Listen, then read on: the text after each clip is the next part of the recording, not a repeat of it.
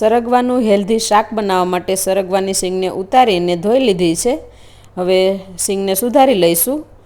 તો આ રીતે મીડિયમ સાઇઝના ટુકડા કરી લઈશું, આ રીતના।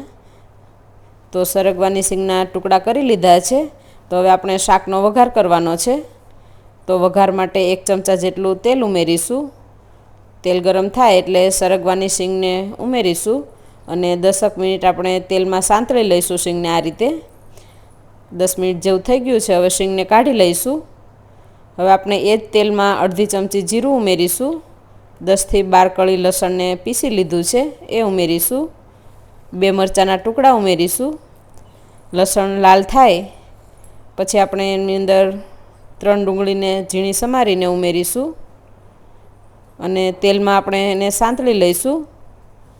હવે મસાલા ઉમેરીશું। તો મસાલામાં સ્વાદ અનુસાર મીઠું, અડધી ચમચી હળદર, 1 ચમચી લાલ મરચું, 1 ચમચી ધાણા જીરું પાવડર। હવે બધા મસાલાને મિક્સ કરી લઈશું અને મસાલાને તેલમાં ચડવા દઈશું। મસાલા ચડી ગયા છે। હવે 2 ટમેટાના ટુકડા કરીને લીધા છે એ ઉમેરીશું। ટમેટા સોફ્ટ થાય ત્યાં સુધી ચડવા દઈશું। 5 મિનિટ જેવું થઈ ગયું છે। હવે એની અંદર 1 ગ્લાસ જેટલું પાણી ઉમેરીશું અને શાકને બરાબર મિક્સ કરી લઈશું। પાણી નાખ્યા પછી આપણે શાકને ઉકળવા દઈશું।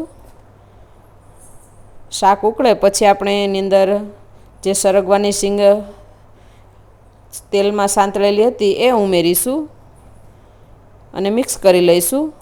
હવે શીંગ ઉમેરીને ઢાંકી દઈશું અને ઢાંકીને આપણે ચડવા દેવાનું છે। તો 10 મિનિટ જેવું થઈ ગયું છે અને શીંગ એકદમ સરસ બફાઈ ગઈ છે। તો આ રીતે આપણે હવે વધારે નથી હલાવવાનું। જો વધારે હલાવીશું તો શીંગ ભાંગી જશે। તો એકદમ સરસ આપણું શાક છે એ બનીને તૈયાર થઈ ગયું છે। હવે તૈયાર થયેલા શાકમાં આપણે ઉપરથી કોથમીર ઉમેરી અને શાકને સર્વ કરીશું।